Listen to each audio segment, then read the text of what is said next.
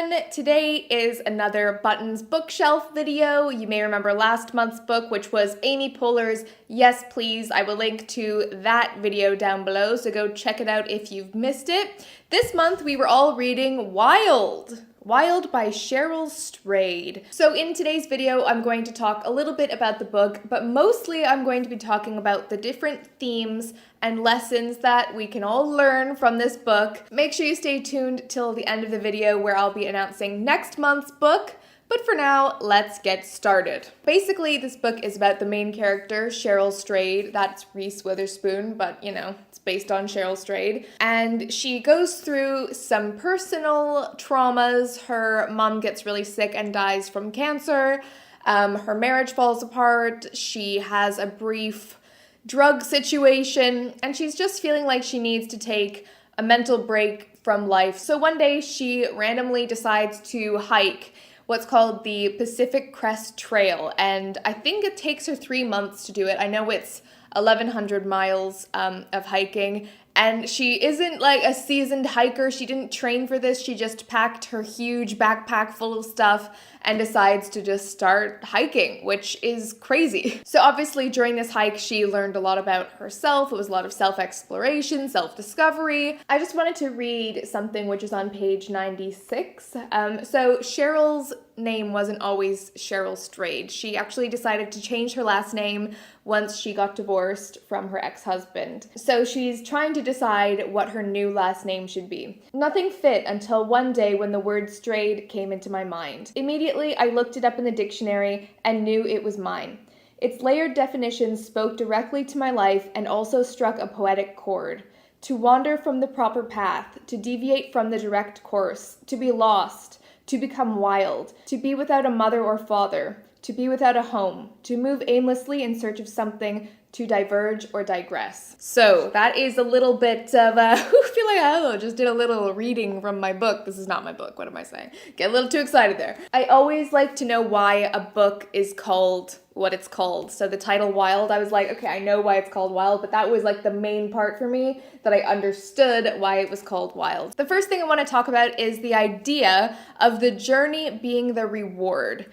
So let that sink in. The journey is the reward. She came to her final destination. She'd reached the end of this huge hike, and she was kind of saying thank you to the trail for teaching her all of these lessons, and that she didn't even know what she was looking for until it was the end. She didn't necessarily know what she was setting out to do until it was already done. I have obviously never been on a 3-month hike. I did a 7-hour hike in Norway, which almost killed me, but I can think of something that's kind of similar. So a lot of you already know that I was born in Canada, I was raised in Canada, and I moved to England when I was 19. When I moved to England, I didn't really have an idea of what I wanted to accomplish by doing that. I was just kind of doing it. I've said this before, but it was a really hard transition for me. I would say the first year to the first 2 years, I didn't feel myself. I was really sad all the time, very homesick, missed my family, just doing a lot of things for the first time, getting my first job here,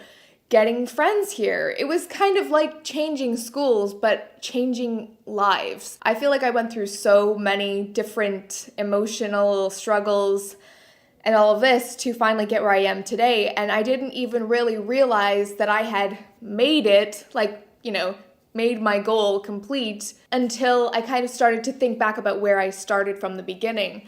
So I think it's pretty crazy, and that is why I love self-reflection so much, because you realize how far you've come with things. And I can appreciate that not everyone has moved to a different country or, you know, has chosen to do that. But you can relate it to anything. I mean, just even thinking about school, if you went to university or college or are planning on doing that, day one of university is like the scariest thing ever. You feel so scared of life and you think, how am I going to do this for the next 4 years and then, or 3 years or whatever. And then you get to the end of it and you kind of look back and you're like, wow, look at all that stuff I did in between. Of course, the degree is really nice, or the diploma or whatever you got, but it's all of this stuff in the middle, which is kind of like the bulk. It's like the meat of your sandwich, unless you're a vegetarian, but it's like that main part of your sandwich.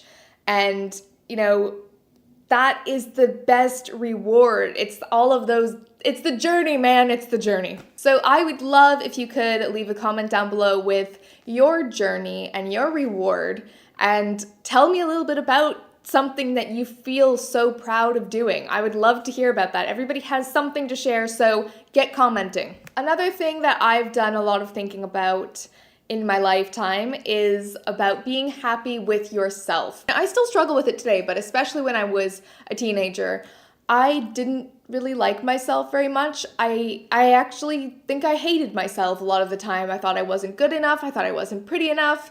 Thought I wasn't thin enough. I thought I wasn't cool enough. You name it, I thought it. So I have spent a long time trying to be okay with myself. And I think one thing in the book that Cheryl went through was being alone for so long. I think she went like 15 days or more without seeing a single person, and that's a lot of alone time. And as I was reading it, I was kind of thinking about being alone for that long and how that's almost scarier than, the whole hiking trip itself, just being alone with yourself. And I truly believe that other people around you cannot make you happy. I mean, of course they can help. It's great to have people around you. It's great to have supportive friends and family and everything like that. But at the end of the day, you are your best asset. You have to be kind to yourself. You have to love yourself. You have to know yourself. And I think people can do this forever and ever and ever. There's no like, okay, well, I got that, tick, I'm done. This is an ongoing thing, and I try to do it every single day. Just trying to learn who I am, discover things about myself, figure out ways I can be a better person. And it's hard. It's really hard, especially when you get kind of down on yourself or whatever. It's a daily struggle, but I mean, one tip I have is just finding your own personal passions and figuring out why you like them so much and then doing more things like that. And I know for myself, when I was going through a really unhappy time in my life, I was not a nice person. I was a very mean person. I was mean to all of the people around me, and I didn't accept any love from anybody else because I hated myself so much, and I had this huge wall in front of me like, go away. I don't care if you want to love me and give me a hug because I don't want to see your face. So I feel like I'm a totally different person than what I was then. But like I said, I am still working on it. And I think Cheryl from the book learned a lot about that. It's just learning to fill yourself up with happiness so that you can let others fill it up even more, if that makes sense. Cheers to that. Clink. So obviously she did a lot of hiking in this book, and hiking is not one of my favorite things in the world, but for some reason I enjoyed reading about it because I realized that nature is very cool, and I always knew this before. But I think especially living in London and living in the city, you feel so all the time. There's people around you constantly. So I think getting into nature a little bit more and, going, it doesn't have to be hiking, but just even going outside, going to a park, going for a nice walk outdoors, it can do wonders for the mind. And actually the other day we went to Richmond Park in London, and there were maybe like 30 deer. What's the plural of deer? Deers? Deer? I don't know. But it was just amazing because I was like this close to a deer. Like, what? In London? It's crazy. I live for moments like that. It was really beautiful. Of course, I had to take a selfie.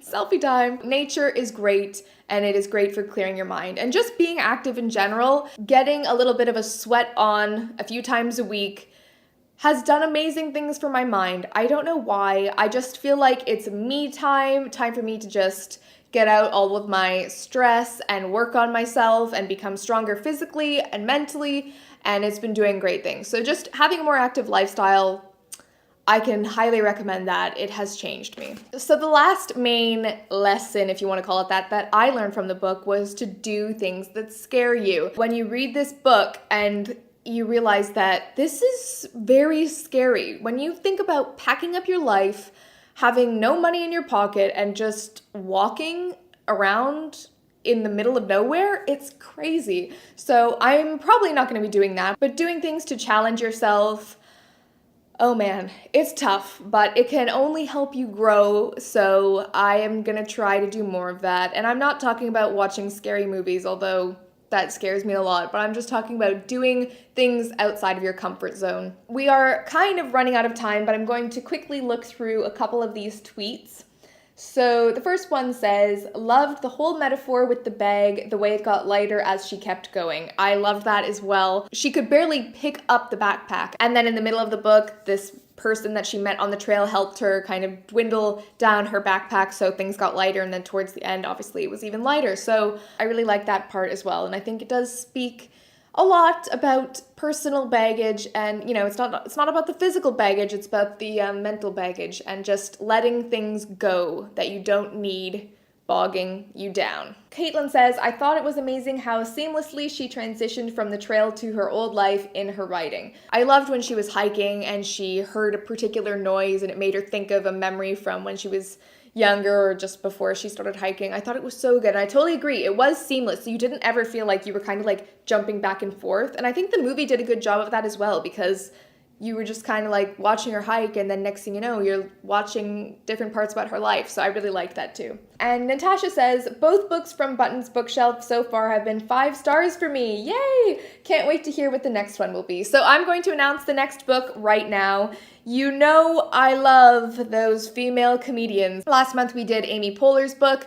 I've already read Bossy Pants by Tina Fey, but I highly recommend that if you haven't read it. I think so far it's my favorite. But this month's book is going to be Mindy Kaling's book, and I tweeted the other day and lots of you said that we should read this, and this has been on my bookshelf right over there for a few months, and I just need to read it. So it's called Is Everyone Hanging Out Without Me? Look at this. No caller ID. Who are you? It's called Is Everyone Hanging Out With Me and Other Concerns by Mindy Kaling. I have to get this. What is going on here? Hello? I'm alright, how are you doing? Okay.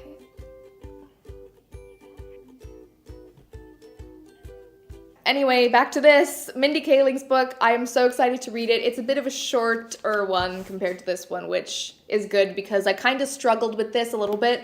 Some people said that they couldn't really get into this book, and I totally get that because there was a lot of detail, and if it's not your thing, it's not your thing. So I'm going to try to lighten the mood with this one. I hope everybody loves it. I'm so excited to read it. I mean, just look at her cute little picture on the back. It's too much. So, yep, that is the next book. Make sure you give this video a thumbs up if you liked it and you're taking part in the book club. I want to know about it. And please tweet me on Twitter with the hashtag ButtonsBookshelf and follow me at Essie Button. You can also tag me on Instagram, take a picture if you're going to read this book, and use the hashtag as well because I do look through them all the time.